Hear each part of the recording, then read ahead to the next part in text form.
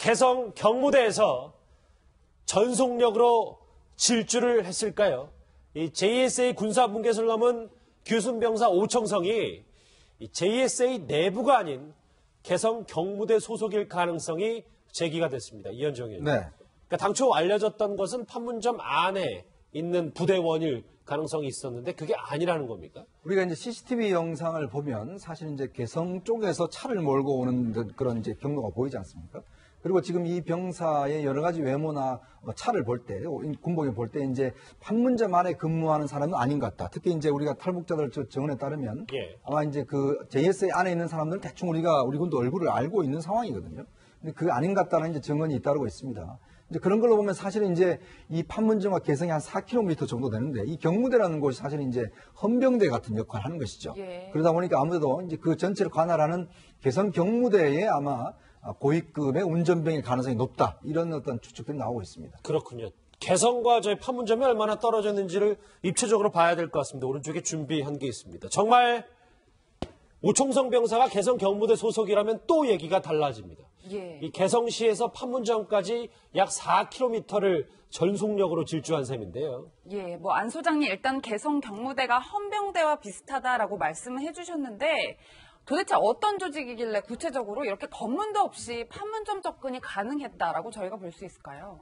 그러니까 이제 말씀하신 대로 이제 이 경무대가 헌병대죠. 군인들을 단속하는. 그러니까 개성 시내에는 판문점 대표부도 있고 노동당 연락부 소속 특수부대도 와 있고 군인들이 상당히 많고 특히 그 가까이 평산에 2군단 사령부가 있는데 2군단 사령부의 보급 물자가 전부 개성까지 도착해서 자동차로 날아갑니다. 군인들이 많기 때문에 그 경무대가 좀 다른 지역에 비해서 크지만 개성시는 원래 직할시였다가 지금은 황해북도 개성시로 편입이 돼가지고 직할시가 아닙니다. 상당히 다운 사이징이 됐는데. 줄어들었네. 네, 줄어들었죠. 그런데 제가 볼 때 개성 경무대 지금 그 대장은 아마 육군소장 완스타로 알고 있고 그러다 보니까 그 완스타 밑에 무슨 보위부장 뭐 참모장에서 저런 찝차 타는 사람이 또 몇 사람 될 수 있습니다. 따라서 저 군인은 바로 저 보이는 하얀 건물 전에 저 72다리를 건너기 전에 이미 그 보병 차단소를 하나 통과했죠. 보병 차단소를 통과할 때는 아마 뭐 경무대 차량이든 판문점 대표부 차량이든 보병 애들은 그냥 들어간다 그러면 통과시켜 줍니다. 그러나 이제 그 2층 건물에 왔을 때 바로 그게 이제 민경 최후의 차단소니까 거기서 이제 아마 차단봉을 꺾어뜨리면서 난스톱으로 돌진하니까 그때 이제 비상을 걸은 거죠. 그랬기 때문에 제가 볼 때는 어쨌든 경무대 차량이든 혹은 또 그 좀 뒤에 민경 대대들이 있는데 민경 대대장이 또 저런 차를 탑니다. 그러니까 저런 차를 타는 사람이 개성 그 바운다리 안에 한 거의 15명 정도 있다는 얘기죠. 그래서 벌써 뭐 우리 정보기관에서는 저 차량이 어느 소속이라는 게 밝혀졌겠지만 이제 공개되면 알 수 있겠지만 경무대의 차량일 가능성, 민경 대대장의 차량일 가능성, 또 판문점 대표부에 한 5 내지 7명 저 차 타는 사람 어쨌든 간부 운전수인 것만은 틀림없는 것 같습니다. 개성 경무대 그리고 말씀하셨던 그 군인에서 고위급 이 간부의 차를 직접 몰고 기술을 했다면 그 김기호 교수님 가지고 있는 정보가 남다를 것 같아요. 우리가 예상하는 범위를 넘어서는 거 아닙니까? 그럴 가능성도 있지만 저는 그 비밀은 고급 정보는 많지 않을 것이다 이렇게 생각합니다. 왜냐하면은 그 북한군이 그 비밀의 접근 권한을 가진 게 굉장히 그 소수의 인원만 따로따로 가지고 있어서 운전병이 가지고 있는 건 그냥 들은 정도의 풍문 정도, 눈여겨본 거 그런 정도일 것이 가능한데 더구나 판문점 대표부 소속의 운전병이라면 조금 많이 있을 텐데 왜냐하면 판문점 대표부는 노동당의 그 통일전선부의 또 통제도 받으면서 또 총참모부나 인민무력부 통제도 받기 때문에 그런데 경무대 소속이라 그러면은 이 경호하고 지키고 이렇게 이런 일이 주무기 때문에 대좌라 그러면 뭐 기껏해야 우리 같으면 이게 참모들을 거느리는 참모장 대령보다는 조금 높고 준장보다는 낮은 계급이 우리 군함은 대령과 원스타 사이에 우리는 소령, 중령, 대령 다음에 장군이지만 북한군은 소자, 중자, 상자 그다음에 대좌. 그래서 우리가 번역할 때 대령을 커널이라는데 시니어 커널로 번역해 주거든요. 예, 그래서 가끔 우리는 준장에 나갈 때가 있습니다. 협상 대상으로. 그래서 그런 거나 또는 우리 기무부대 같은 보위부장, 간부부장 이런 사람들이 있는데 고 운전병 가지고는 아마 제가 볼 때 비밀 생각보다는 그렇게 큰 고급 정보는 아닐 수도 있다. 네네. 안 소장이 그럼에도 불구하고 고위 간부의 운전병이었다면 아무래도 비밀스러운 심부름을 했을 가능성도 있기 때문에 그동안 알려지지 않은 북한 군내 사정을 저희가 좀 더 잘 알 수 있을 것 같아요. 그렇죠. 판문점 대표부 소속 운전병이었다면 아닌 게 아니라 아까 김 교수님 말씀대로 조금 더 비밀을 많이 알 수 있는데 대자급이면 적어도 우리가 대령급이면 이제 뭐 부관도 있고 밑에 이제 거느린 행정병도 있는데 북한군은 대좌까지도 부관이나 이런 걸 두지 못하게 되어 있습니다. 예. 따라서 저 운전병이 그 부관 업무, 경호 업무를 다 하도록 돼 있어서 일부에는 그 대좌급 이상의 운전병에게도 권총이 지급되는데 저 친구는 왜 무기를 휴대하지 않았는지 너무 다급해서 휴대하지 못했는지 그것도 이제 의문스러운 일이 있습니다만은 어쨌든 여러 가지 문건, 서류를 많이 날라줬다든지 그러면 좀 비밀을 이렇게 취득할 수 있는 기회가 있었고 특히 최근에 이제 황병서 총정치국장 그렇죠. 또 김원홍 제1부국장이 지금 숙청됐다 뭐 비판받고 있다 이런 설이 있는데 그런 그 고위 간부들과 권력 내부의 갈등 관계에 대해서 어느 정도는 우리에게 정보를 제공해 줄 수 있다고 봅니다. 알겠습니다. 오른쪽에 준비한 거 한번 봐야 될 것 같아요. 이 개성시에서 판문점까지 직선 거리는 일단 약 4km 정도가 나오는데 김기호 교수님. 네. 제가 지난주에 교수님께서 말씀하셨듯이 이 오후 3시경 그러니까 11월 13일 오후 3시 11분 이 오청성 병사가 사선을 넘었을 당시가 원래 그 JS에서는 조금 경계 태세가 조금 소홀할 때다. 이걸 다 미리 알고 그러면 전속력으로 4km를 돌진했다 이렇게 봐야 되는 겁니까? 예, 그런 것도 있고 지금 개성부터 달렸다고 단정하기 좀 어려운 점이 있을 것 같아요. 예. 그 판문점 경비부대가 북한 쪽으로 북쪽으로 300m고 이 남북으로 한 400m 정도 그 원이 여기요? 예, 예, 그렇게 바로 그 뒤에를 민경부대가 경계 증원을 하고 그렇죠. 있어서 그 민경부대에서 또 소속일 수도 있으면은 한 1km 정도 1km 정도를 달려올 수 있는데 되게 그러니까 뭐 개성에서 뭐 오롯이 갔다고 보기에는 뭐 4분의 1 지점에서 왔을 가능성도 있으니까. 예. 그렇게 되면은 3시경이면 막 정비하고 인원 점검하고 야간에 투입할 수 있는 투입점 점검하고 그런 시간인데 아마 어쩌면 자기가 모시고 있는 상관이 중요한 회의에 정례회의 같은 게 이렇게 참가하는 시간이어서 거기다 이렇게 모셔다 주고 자기는 이렇게 달릴 수 그걸 다 있는 계획을 했겠죠. 그렇죠. 늘 그게 반복되는 순간이니까 그런 날을 좀 정해지 않았을까 하는 그런 추정을 해봅니다. 예. 뭐 이현정 의원님 네. 이제 북한도 비상이 걸린 모양새인데 오병사가 넘어온 72시간 다리를 폐쇄하겠다 이런 얘기가 들려오고 있어요. 지금 뭐 한 40명 되는 인원을 전원 교체를 했다고 그러죠. 그리고 지금 여기에 보면 이제 그 72시간 다리라는 게 있는데 이게 이제 1976년도에 우리가 도끼 만행 사건이 있었지 않습니까? 네. 그때 당시만 하더라도 이제 그 전에는 사실 이게 JSA가 남북 군인들에서 좀 어떤 면에서 굉장히 자유롭게 접촉을 했어요. 우리가 뭘 먹는 거 주기도 하고 저쪽에 주기도 하고 또 그리고 또 그때 당시만 하더라도 북한이 상당히 경제력이 낮기 때문에 우리 군이 오히려 넘어가는 경우도 있었습니다. 근데 이제 도끼 만행 사건 있고 난 다음에 그 돌아오지 않는 다리를 폐쇄를 해버렸어요. 그러다 보니까 북한이 쓸 수 있는 다리가 없어서 북한이 저걸 72시간 만에 다리를 완공했다고 그래서 이제 72시간 다리다 이렇게 이제 명명을 하고 있거든요. 보시도 알겠지만 거기에는 이게 지금 거침이 없습니다. 그냥 없는데 지금 일단 그 북한군에서 아마 저기에다가 이제 통문 그걸 아마 설치를 할 가능성이 높아요. 우리 군도 보면 이제 다리에 보면 쇠창살을 해서 그걸 직접 열어야지만이 들어갈 수 있는 거 아니겠습니까? 그렇죠. 아마 지금 일단 다리를 일단 폐쇄를 하고 저 앞에다가 통문 설치를 해서 실제 저기에 들어가는 인원들을 통제하는 아마 그런 식의 조치들을 취하지 않을까 싶습니다. 저 정도면 김기호 교수님 분위기가 상당히 어목해질 것 같은데요. 그렇죠. 저 다리를 폐쇄할 수는 없습니다. 예. 왜냐하면 개성 후방으로부터 민경대로부터 각종 보급 지원과 판문점 대표부 판문각으로 들어가는 그게 마지막 그 사천에 있는 다리이기 때문에 원래 그 전에는 군사분계선 남쪽에 지금 김현정 의원님 말씀하시면 이현정 의원님 말씀하신 돌아오지 않는 다리가 있었거든요. 그걸로 했다 그걸 폐쇄했기 때문에 군사분계선 북쪽에 세운 다리이기 때문에 저것을 아마 강력한 통문 같은 폐쇄 장치를 해놔가지고 확인된 인원에 한해서 통과해주는 그런 거를 할 겁니다. 예, 뭐 안 소장님 말씀처럼 이제 경비 병력도 전원 교체한다고 알려지고 있는데 어느 정도의 문책을 당한다라고 저희가 생각해야 되는 건가요? 그러니까 북한이 지금 다급하게 그 30-40명의 경무원 경비병들을 바꿔야 되는 것은 이제 책임을 추궁당할 사람이 상당히 많으니까 그 탈영 귀순병을 이제 사살하지 못한 데 대한 책임은 사실 저들로서는 엄중한 겁니다. 그러니까 다 책임을 져야 되니까 결국 책임 안 지려면 또 그 귀순병 뒤따라서 탈북하는 길밖에 없거든요. 그러니까 가만 놔뒀다가 이게 다 탈북해버리는 겁니다. 그래서 통문도 설치하고. 네, 통문도 설치하고 빨리 이걸 빼고 새로운 사람을 아무 책임과 관련이 없는 사람을 갖다 놓아야 되고 예. 그러다 보니 뺀 사람들은 뭐 당장 무슨 탄과이나 뭐 광산으로 쫓아보내기보다는 저 판문점에 근무하는 군인들이 군관들이지만 다 임기가 이제 4년짜리입니다. 4년을 저기서 경무원으로 근무하고는 병종에 관계없이 정치 장교로도 갈 수 있고 지휘관으로도 갈 수 있고 보위군관으로도 갈 수 있는 아주 정말 특권이 차려지는 자리였는데 저 사람들이 졸지에 지금 다 잡혀가서 지금 판문점 대표부에 가서 아마 뭐 무기나 심지어 군복 계급장까지 빼앗기고 뭔가 비판 사상투쟁 회의를 하면서 예. 책임 소재를 따질 것입니다. 그래서 이제 제가 볼 때는 아마 박림수 저 판문점 대표부 대표가 박림수 육군 소장인데 투스탐이요? 투스탐. 완스탐. 거기 소장은 완스탐. 예.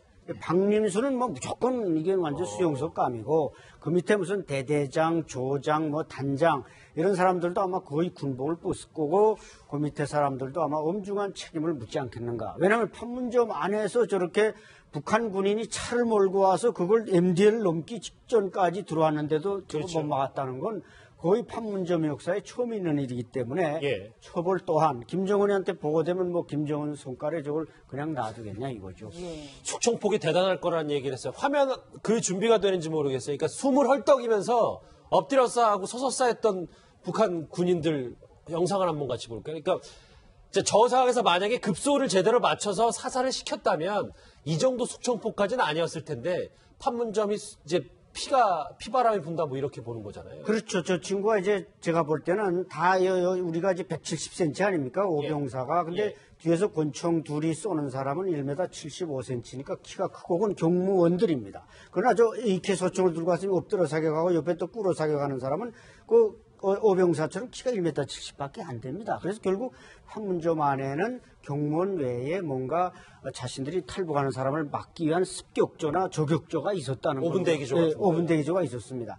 저 친구도 뭐 다행히 명중은 시켰지만 사살이 안 됐기 때문에 저 친구도 당연히 처벌을 받아야 될 것이고 그런 면에서 뭐 어느 누구도 그 책임으로부터 아마 자유스러울 수는 없다는 거죠. 예. 저희가 왜 지난번에 와가지고 교체될 거라고 얘기하지 않았습니까? 그렇죠. 그러니까 저희 뉴스 특급에서 거의 현대로 꼭 우리가 뭐 점쟁이는 아니지만 여기서 이렇게 추론한 대로 거의 지금 많은 사건이 진행되고 합리적 있네요. 추론들을 하시기 때문에. 네. 예. 예, 이현정 의원님 그런데 참 의아한 게 이렇게 북한군 내부는 굉장히 빠르게 돌아가는 것 같은데 정작 공식적인 보도는 안 나오고 있고 아직 북한 주민들은 좀 모르는 듯한 느낌이에요.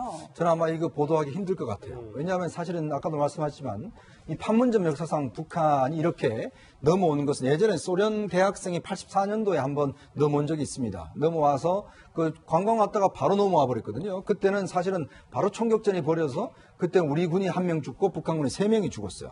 그리고 이 소련 인사 같은 경우는 바로 미국으로 망명을 했습니다. 예. 그런 사건이 있었는데 그 이후로 지금 사실 어떤 면에서 보면 저게 뚫린 거 아니겠습니까? 그렇죠. 경비망이 뚫린 것이고 예. 또 지금 보면은 거의 경계에 실패를 했다라고 보여지거든요. 그리고 또 특히 문제는 그렇게 총을 맞았는데 우리가 살려냈잖아요. 그러게요. 자, 그러면 이게 지금 알려지면 저렇게 총을 맞았는데 살았다. 자, 그러면 도대체 한국의 의료시설이 얼마나 뛰어나길래 저렇게 살렸냐. 이런 문제가 있을 수가 있고 또 이제 우리가 그동안 보도를 통해서 북한군의 그 어떤 여러 가지 신체적 상황 또 어떤 그쪽에서의 어떤 옥수수라는 이런 거밖에 못 먹는 상황 이런 게 다 노출됐잖아요. 이제 그랬을 경우에 과연 이게 이제 북한 내에 알려졌을 경우에 자칫 이제 지금 북한 내부가 사실은 지금 대북제재라든지 이게 지금 굉장히 또 테러 지원국이 지정이 돼서 이번 겨울은요 굉장히 북한이 힘듭니다. 자 그렇게 되면은 이제 북한도 배급이 줄어들고 군인들에 대한 특히 배급이 줄어들면 지금 보면 군인들 지금 전기가 없어서 쌀 도정을 못 한다고 그러거든요. 그래서 생쌀을 이 벼를 빻아서 그렇게 먹는다고 하는데 그런 열악한 상황이라면 이 판에 그냥 넘어가자. 뭐 이런 식의 또 어려움들이 확산될 수가 있기 때문에 북한으로서는 제가 볼 때는 아마 보도하기는 쉽지 않을 겁니다. 그렇군요. 지금 이게 말씀하십시오. 예, 저도 거기에 지금 공감하는데 JS뿐만 아니라 이번에 뭐 주식이 거의 옥수수라 그러지 않습니까? 그들의 생활 환경이나 보건 생태 이런 걸 봤을 때 또 우리 대북 방송 이런 걸 계속 한 2년 이상 듣고 있으니까 자유를 향한 사선을 넘는 대탈주가 계속 이어질 가능성이 높습니다. 말씀 중에 하나 더 여쭤보자면 북한 군인들이 오청성 병사 쫓아올 때 자동 소총 들고 왔었잖아요. 저런 중화기들을 앞으로 판문점에도 더 많이 배치할 수밖에 없는 거 아닙니까? 통문을 막듯이요. 그렇죠. 그러니까 이제 이 통상 보면은 저격수들을 갖는 그 잠복조가 있고 오분대기조가 있고 또 기동 타격대라 가서 후속 증원하는데 예. 아마 거기는 아마 기관총까지도 앞으로 들어올 가능성이 높습니다. 예. 기관총까지 들어올 수도 있다.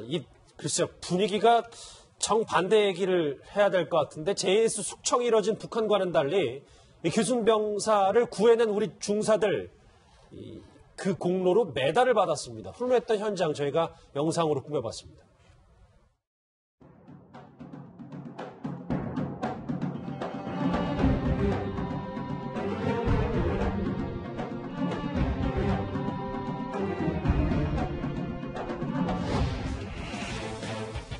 중사 노영수, 중사 송승환, 부명 권영환. 다음의 장병들은 2017년 11월 13일 심각한 부상을 당한 북한 군을 군사정전위 본부구역으로부터 안전하게 대피 후송하였으므로 그 공로를 인정하여 다음과 같이 치하한다. 이들의 행동은 탈북 군인의 생명을 구했고 지난 64년간의 정전 상황을 위협할 수 있는 사건으로부터 긴장을 완화시켰다. 이들의 공로는 본인뿐만 아니라 그들의 소속 부대인 유엔사 경비대대, 나아가 한미 동맹에 있어서도 매우 명예로운 행동으로 그 공을 치하합니다. 미협중국 육군 대장 빈센트 브룩스.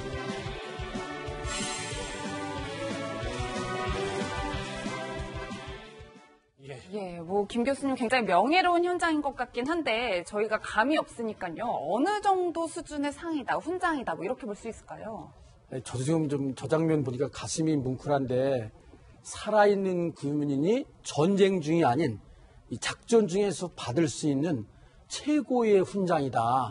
예, 미 육군이 주는 게 되게 공로 훈장, 유공 훈장, 그다음에 오래 근무하는 근속 기장 이 세 가지 받거든요. 예. 그리고 이제 명예 훈장이라고 이제 또 전사했을 때 주는 것도 있는데 하여간 이거는 근무 중에 작전 중에 현저한 유공이 공로가 큰 그런 사람에게 주는 훈장이기 때문에 육군 공로 훈장이요? 네. 그리고 이게 우리 한국군이 더군다나 미군 육군의 공로훈장 받는 사람은 그렇죠. 거의 손에 꼽을 정도입니다. 저도 요거 비슷한 거 받긴 했는데 굉장히 어렵습니다. 이게 상당한 명예입니다. 이름이 이제 노영수 중사, 송승현 중사, 그리고 권영한 중령이야 여러분들 다 알고 계실 테니까. 이 노중사, 송중사, 그러면 김규 교수님. 네. 이분들 이제 상사되고 특진도 바로 하는 겁니까? 이런 훈장이면요?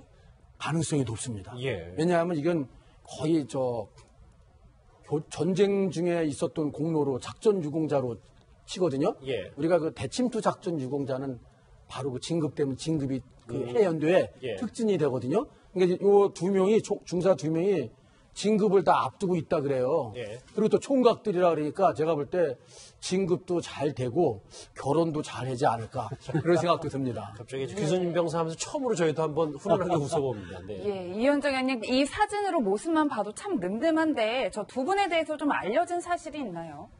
지금 이제 노영수 중사하고 이제 송승헌 중사 그렇죠. 두 명 같은 경우 사실 이 JS의 근무는 굉장히 신체 조건이 좋아야 됩니다. 그러니까 특별히 아마 이제 일반 병들 같은 경우도 이 차출될 때는 JSA 같은 경우는 일단 인물이나 이제 외모 이런 것들 상당히 봅니다. 왜냐하면 여기 이제 주로 외부에서 이제 많은 관광들도 가시고 또 북한군과의 대결점이 있기 때문에 상당히 그 위압적인 어떤 면에서 신체적으로 상당히 좋은 그런 가는데 이 두 중사 같은 경우는 2009년, 2010년에 이제 부사관으로 임명이 돼서 특히 최전방만 이제 근무를 자원을 했다고 그래요. 그래서 아마 그쪽에서의 능력들은 상당히 지금 보면은 오랫동안 그래도 이 JS에 근무를 했기 때문에 거기서는 굉장히 노련한 그 중사로 알려져 있습니다. 그래서 아마 이번에도 같은 경우도 사실 이게 예전에 이제 병사를 이야기 들으면 총소리가 이렇게 들리면 우리가 지금 아직까지 우리 군이 실전을 잘 안 해봤잖아요. 그렇죠. 근데 이제 다들 이제 연습만 해왔는데 문제는 실전 상황에서 얼마만큼 하느냐가 이거 굉장히 일반인들 보시기에 굉장히 힘듭니다, 사실은. 그러니까 실전 상황이 되면은 일단 먼저 피하고 보는 것이거든요. 근데 이제 지금 이 두 병사 같은 경우는 부상 같은 경우는 직접 가서 직접 이제 그 오창성 병장을 이제 데리고 왔기 때문에 제가 가겠습니다. 이렇게 얘기했다면서. 그런 면에서 본다라면 굉장히 그 용기가 상당히 취한 거죠. 그리고 지금 사실 우리 군이 보면 이번에 작전에서 보면 물론 아쉬운 점은 있지만 전체로 보면 일단은 제대로 잘 했다라는 평가를 받고 있지 않습니까? 예. 거기에 대한 보상을 받은 것 같습니다. 글쎄요, 뭐 20여 분간에 조금 공백은 있었지만 전반적으로 이렇게 포상까지 되는 거 보니까 마무리는 되는 것 같은데 안수영님 하나 정리하는 김에 여쭤볼게요. 예. 저희가 이제 그 오청성 병사가 북한 이 대북 확성기를 많이 듣고 왔는데 이제 앞으로 판문점 인근에서 우리 표창받은 중사들 뭐 자랑도 하고 북한 군인들도 다 이런 거 다 들을 게 아니겠습니까 나중에? 그렇죠, 그렇죠. 그런 거 우리가 좀 많이 홍보하고 특히 제가 한 가지 늘 강조하는 건 우리 유엔사 측에서 북한이 이제 저 회담에 나오라 와서 중립국 감독위원회에서 이 정전협정 위반한 거 사과하라 뭐 이렇게 요구할 때 이제 안 나오고 지금 휘뚱도 안 기울이고 있지 않습니까? 그럼 우리가 한번 경고할 필요 있습니다. 너네 정회담이 안 나면 우리 전 휴전선의 대북 확성기 방송 다 틀어서 저거 다 공개하겠다. 그럼 아마 북한이 꼼짝 못하고 나오지 않겠나 이렇게 생각하기 때문에 일단 북한군에게 저런 엘리트 계층의 자녀들도 이제 탈북하고 있다 이런 걸 알리는 것은 북한군을 약화시키고 우리 심리전의 성과를 올리는데 상당히 훌륭한 소재라고 생각됩니다. 예. 글쎄 개성경무대에서 전속력으로 질주했는지는 이제 오청성 병사의 목소리를 직접 들어봐야 되겠습니다. 병사 교체를 단행한 북한과 글쎄요 우리는 일단 우리 장병들에게 표창을 수여했습니다. 안찬일 소장, 김기호 교수는 여기서 인사를 드리겠습니다. 고맙습니다.